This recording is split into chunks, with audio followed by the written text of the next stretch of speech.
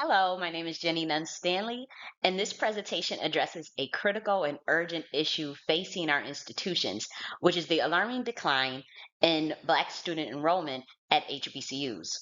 And so HBCUs, they have a long legacy of empowerment, education, Boule, and Black excellence. And so we're at this precipice where we want to understand the intricacies of that decline. And so this proposal, it offers a bold yet achievable solution.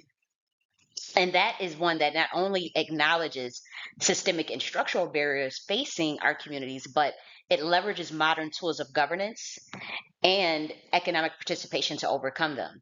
And so, at the heart of this policy intervention is a recommendation to transition HBCUs into decentralized autonomous organizations.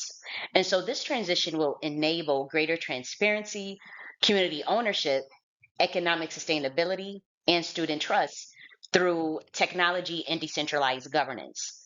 And so this presentation is going to walk you through that current enrollment crisis, the underlying causes, and how the DAO model can serve as a vehicle for transformation, both on an administrative level and even culturally.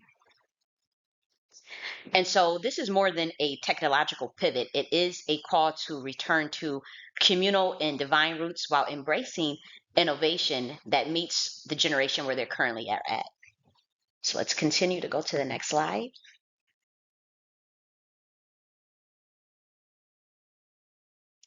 And so, as a supporter of HBCUs, the real question on the table is if HBCUs can afford to lose any more Black students. And obviously, the question would be no. And so, as we cultivate diversity, it's not just about numbers, it's about the legacy and your pathway to building. And it's also about holding high access to educational equity. So, our goal is to reimagine admissions and institutions, building in a way that promises the university a healthy longevity, to be honest, all while ensuring its functions as an institution within Black communities, working with industries across many disciplines. And so this was followed by a full scale policy analysis that I conducted. And that is what led to the recommendation to have these DAOs.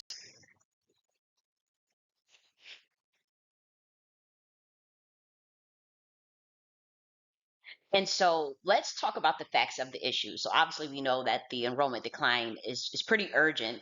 And many of the nation's Black professionals, they graduate from HBCUs. So, and they're overrepresented, to be honest. So, for instance, even though HBCUs represent 10% of the Black students, they produce 27% of Black STEM grads, and then 50% of public school teachers are they graduate from HBCUs.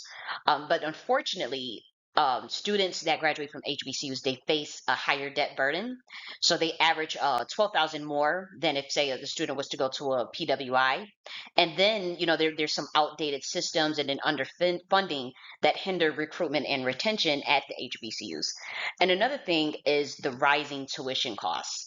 That's always also a big issue for the decline in enrollment, as well as disinvestment causing students to either not attend even if they get accepted or they don't even earn a degree. And so when you pair that with the antiquated administrative systems, these challenges obviously they land square on students who are first generation and then also students who tend to be low income. And so that's who's getting locked out.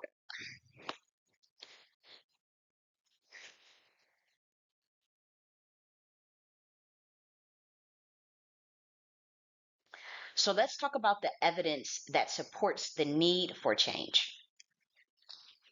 And so obviously, you know, the decline in enrollment for HBCUs was exacerbated by COVID-19, especially for students who received Pell, which is a grant, federal grant. So it demonstrates how students were dealing with market inefficiencies. And so when the transition to COVID-19 happened, people who did not have access to information, or maybe how you have an orientation that you can go to, or some sort of outreach, or even tech support. And so when COVID-19 had happened, HBCUs were not able to pivot as fast as other schools in terms of unable to being unable to absorb that shock. in terms of the market inefficiencies. And so that's called allocative inefficiency, where opportunities move away from those who need them the most due to external forces outside of themselves. And so that's also what happened. So let's continue.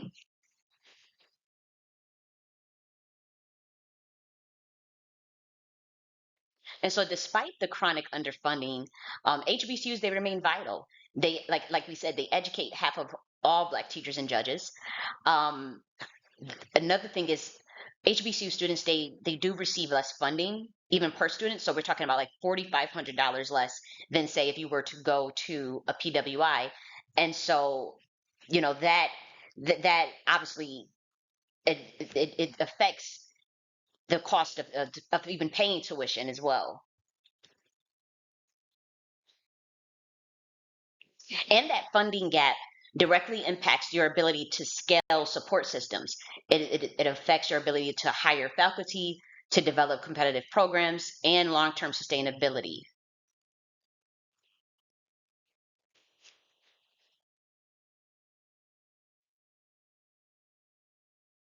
So before we discovered like the final recommendation of transitioning to DAOs, we did look at like some alternatives. And so the first thing that I explored was like coming up with, well, the first alternative was like market outreach. Like how do you scale market reach through digital campaigns, affordable and targeted?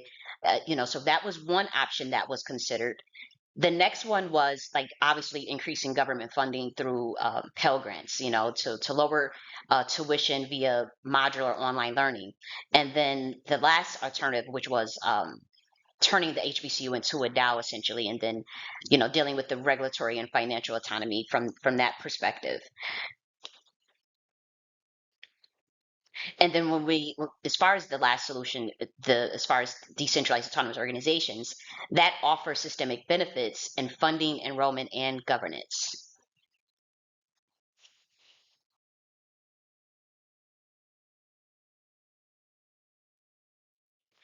And so, in terms of the DAO model, I would say that it incentivizes enrollment through LMS.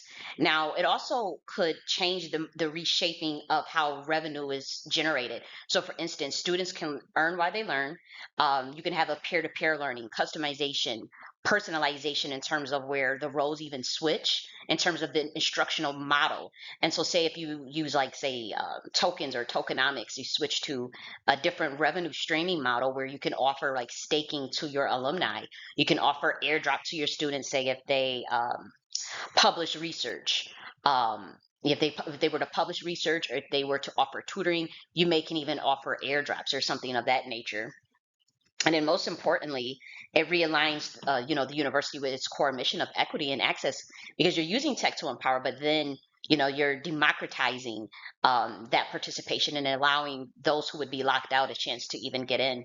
And so, even though technically DAOs would work with ledger technology, I still think that for now it could be, LMS and maybe some Web 5.0 tools such as, even virtual reality, some sort of uh, yeah, I don't think it should just transition necessarily just to blockchain, but I would say a combination of LMS and Web 5.0 tools, and even, trying, a university's own tokenomics in terms of offering staking and airdrops as well. I think that could be a solution as well.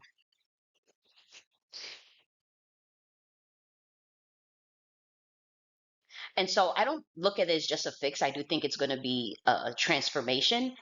And as a DAO, the HBCUs, they become resilient, they become adaptive. And then, to be honest, with that system in place, you can offer like some sort of interconnectivity between HBCUs themselves, cross-sectional enrollment, um, intersection in terms of like the way the alumni interacts. I think that's also another powerful apparatus that the DAOs can offer as well.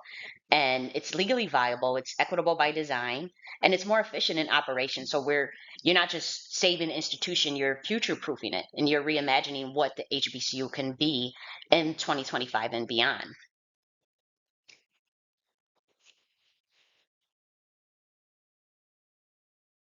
So let's talk about like the evaluation criteria. And so the first one was efficiency.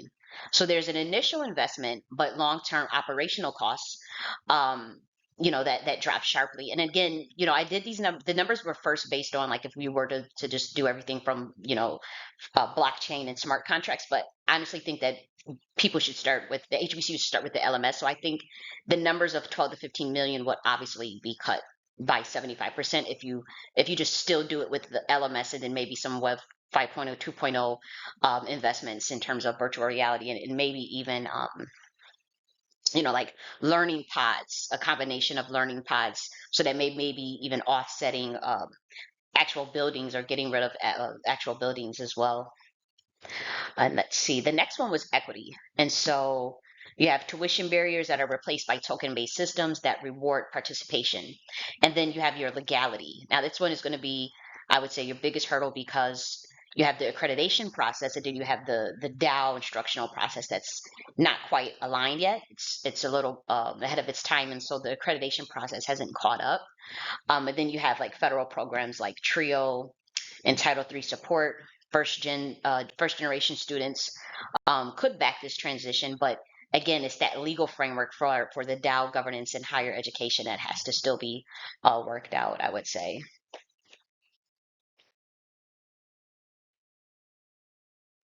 And so that concludes the presentation. And thank you for watching. And if you do have questions, feel free to reach out and seek further clarification. And so I'm Jenny, and signing off. Enjoy your day.